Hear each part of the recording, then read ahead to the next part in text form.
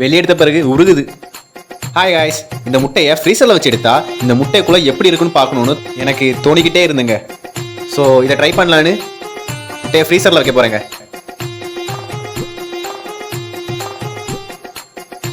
Few hours later. Guys, ஃப்ரீசரில் இருந்து முட்டை எடுத்தாச்சு. முட்டை நல்லா கிராக்காக இருக்குங்க. தெரியுமான்னு தெரில.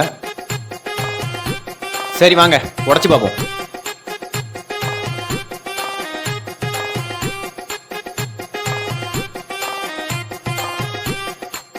வெளியெடுத்த பிறகு உருகுது. பார்க்குறதுக்கு டைமண்ட் கணக்கு இருக்குங்க. சூப்பராக இருக்கு. ஏங்க முட்டை வேஸ்ட்டாக போகுமே, என்ன பண்ண?